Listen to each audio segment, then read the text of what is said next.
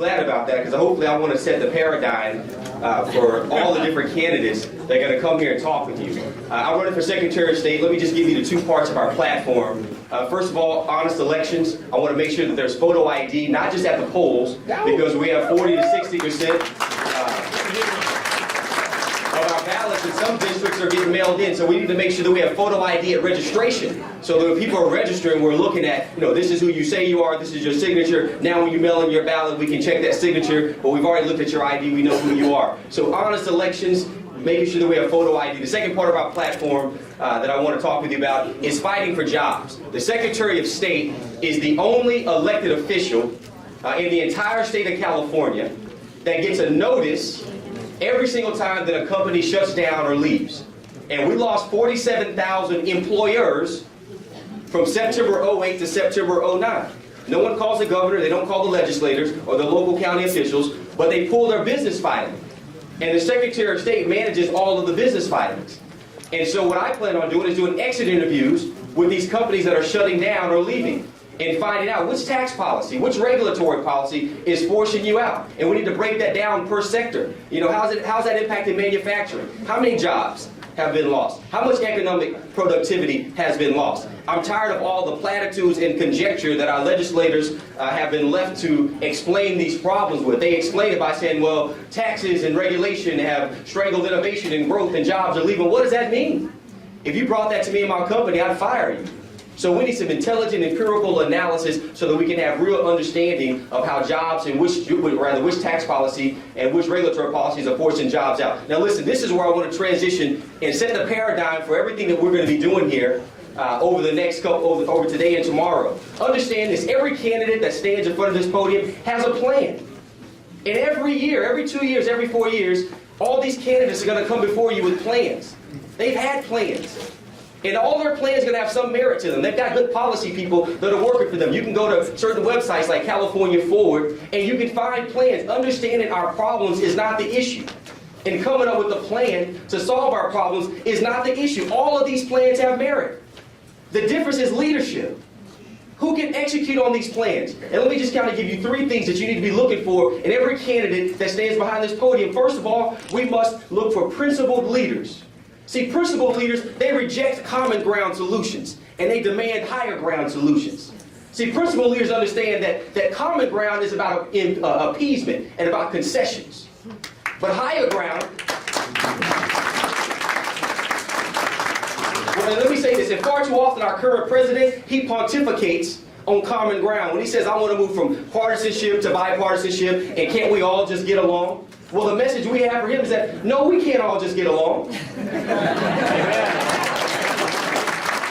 long as you want to engage in deficit spending, we can't all just get along. As long as you're putting forward a health care plan that's going to put us $1 trillion further in debt, we can't get along. As long as you keep giving us center-right politics and far-left policies, we can't all just get along. And guess what? That's what Abraham Lincoln told his contemporaries, that as long as you want to progress slavery into new territories, we can't all get along. And that's what George Washington and a group of rebels told the British, that as long as you want taxation without representation, we can't all just get along. So Mr. Obama, no, we can't all just get along.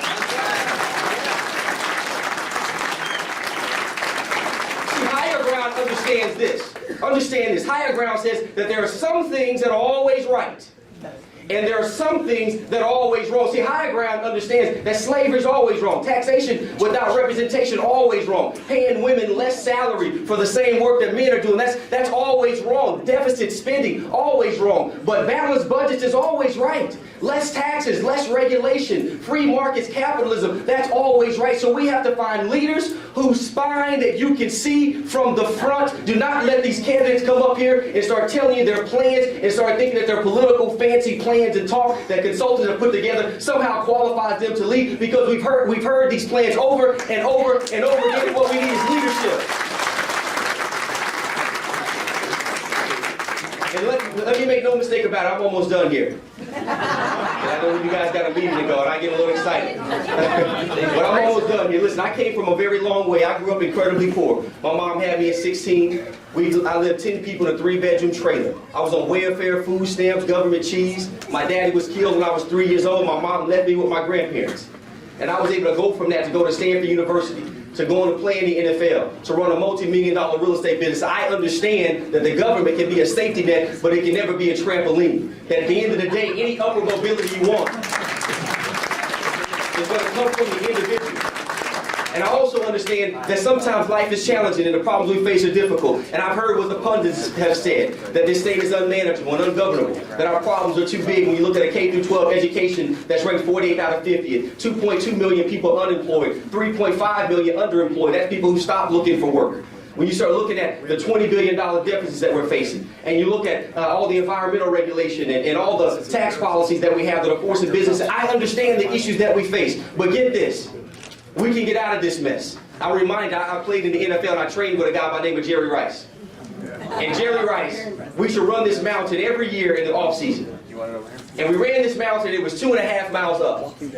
And what was interesting about that is that we have the who's who of people every year coming out to train with us. Emmitt Smith, Barry Sanders, and so many other guys. And every year guys ultimately would quit. They would throw in the towel, it's too hard, lungs would get heavy, they vomit. But Jerry Rice never quit.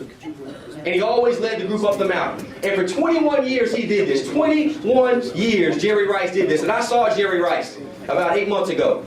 And I asked JR, I said, JR, how did you do this for 21 straight years? And you know what he told me? He said, Damon, listen, if you want to accomplish something great, then you're going to have to learn to run uphill and against resistance over an extended period of time. And I look back how I got out of poverty. I had to learn to run uphill and against resistance over a long period of time. I look at the state that we're in right now and the challenges that we face, and we're not going to get out of this overnight, but we need leaders that understand how to run uphill and against resistance over a long period of time. And understand this, that if you put the right principled leaders in office, leaders that lead with facts, data-based, research-driven decision-making, not with platitudes. People who have pedigree to understand how to think strategically. If you get the right principled leaders in office, then we will get out of this mess.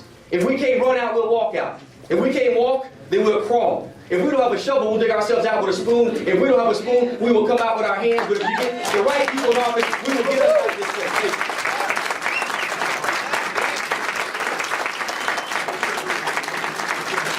Chairman Dunn.